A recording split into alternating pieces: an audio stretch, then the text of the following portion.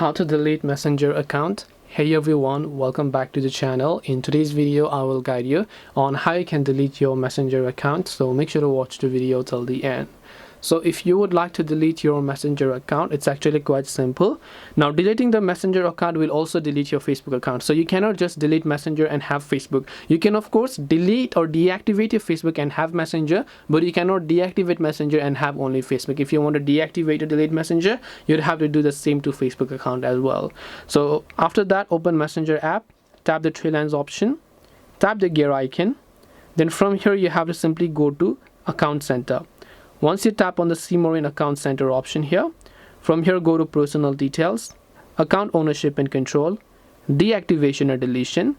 From here, by default, just select your Facebook account and then select Delete Account. Now tap on Continue, select your reason and tap on Continue.